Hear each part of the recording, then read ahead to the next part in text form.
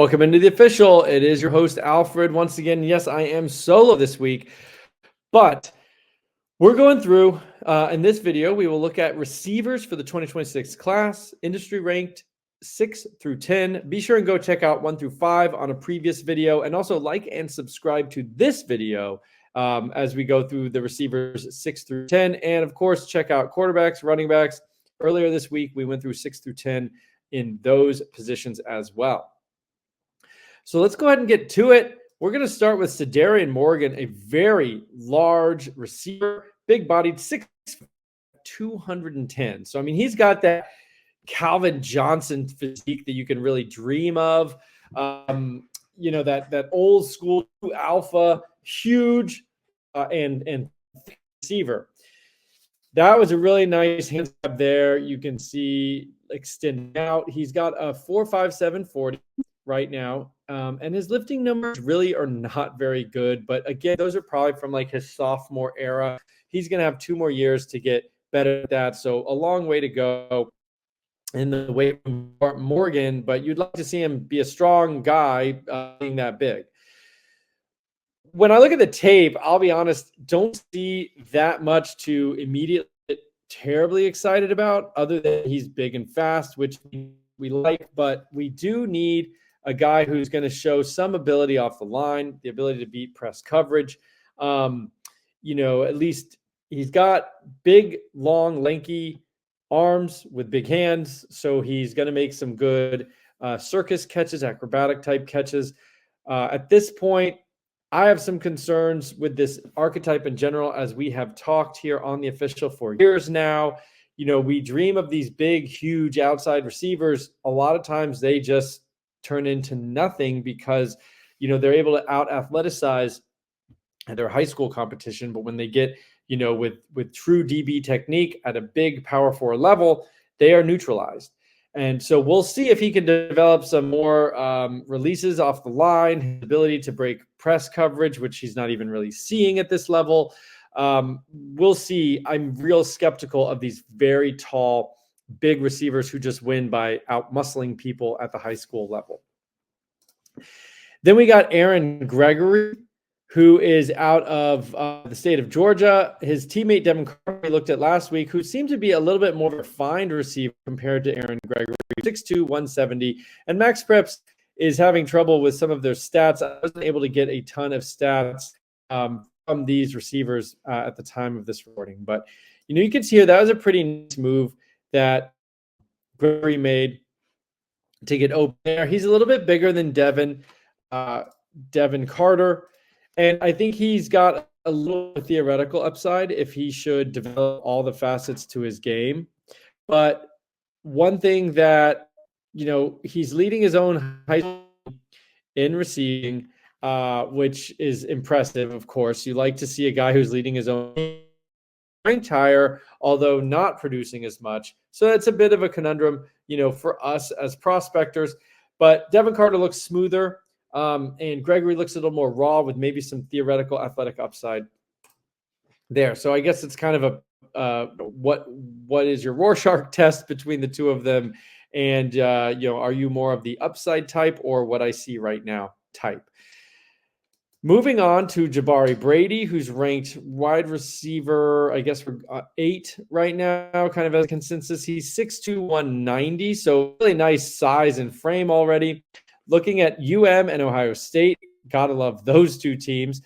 He's got a 4.5 40, a 90th percentile short shuttle time, and middle of the road lifting. So I was pretty excited to take a look at his tape with some of those things, especially that short shuttle, especially some really electric agility and route running potentially. Didn't see a ton of that on tape, though.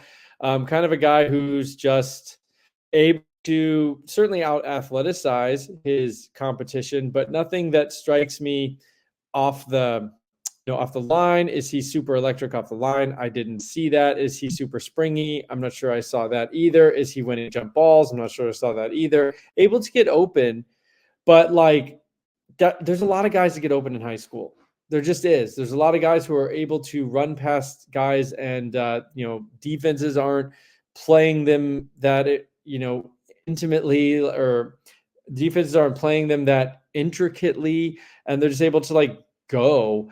That's kind of what I'm seeing with this guy.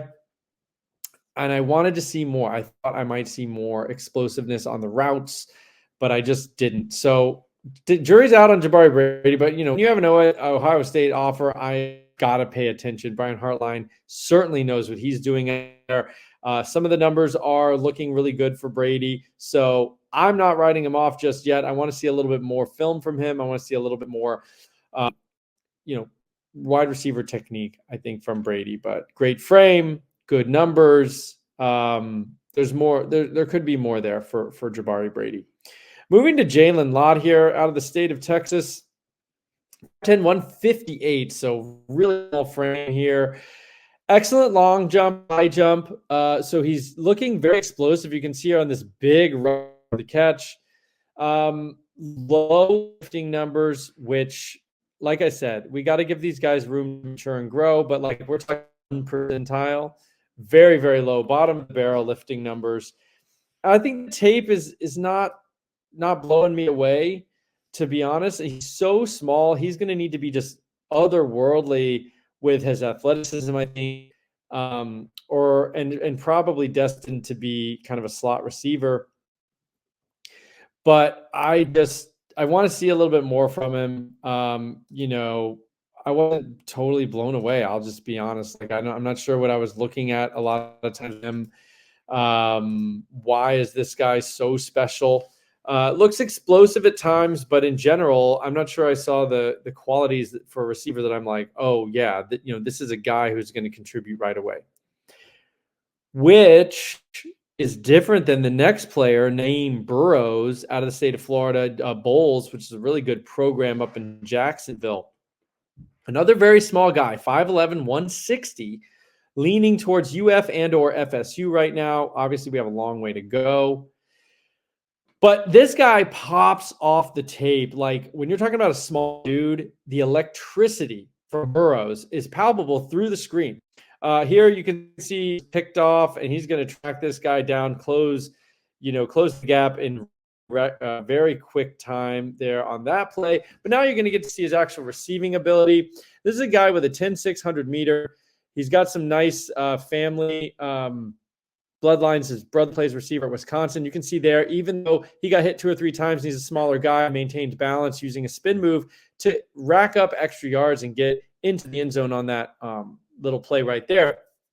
Here we got taking a play on the outside, and then sorry, I'm doing a bad job commentating here. But that last play, I wanted to know, a lot of times guys take these and then run straight. He's got a guy he has to beat. So one guy's blocked. This guy's got to be beat. He actually beats him on the inside. Still has the acceleration to get all the way to the outside now, or all the way to the end zone. A lot of times those guys will beat a guy to the outside or try to do that. He said, no, I can juke you, make it inside, and knew he had the speed and acceleration to get to the end zone. It's little things like that to me that jump out. I'm watching, I'm like, he's probably going to take the outside, whatever. But he jukes and goes inside. That doesn't all happen. I think he looks springy. And, some of these other players, I was like, off the line, I'm not seeing it. Naeem Burroughs has that springy first step. He just bounces. He's playing on his toes. I mentioned that like Troy Hun, the quarterback, a few episodes ago. Even though he's not even a quarterback, but he plays on his toes, and Burroughs plays on his toes. He's always kind of like got the balls of his feet, weight on the balls of his feet, ready to make the next move. He's not playing on his flat foot, not playing on his heels. I just really like that. It's little things like that, the body language of these guys, where when I'm watching him, I'm on the edge of my seat. Where's he going to go next? What's the next move? I can't predict where he's going to go. Whereas a lot of these players, you can I've seen this a million times. Has a spark that's different. I'm excited about him. He might be limited to slot. Honestly, he could put on 20, 25 pounds between now and we're talking NFL, be 180, 85. I mean, it's probably generous.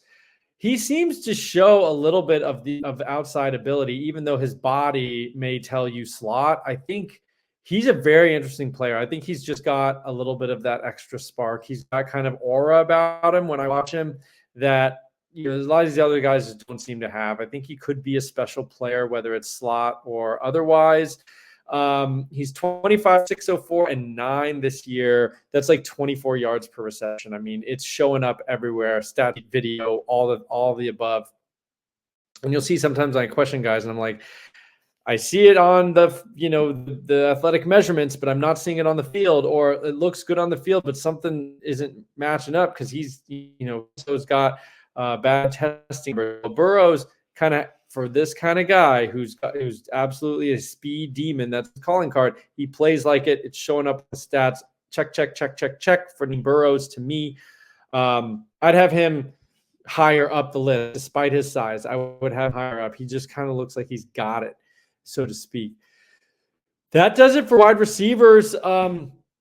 Like and subscribe to this video as well. Go back and check out players 1 through 5 at each position. We have a lot of 2026 content over the last 2 weeks just to give you that sneak peek of what's coming down the pike. And then we'll probably get back to 2025 as we round out this cycle towards the end of the year before we really open up that 2026 class in spring late spring of 2025. That does it for the official. Thanks for tuning in. We'll see you later.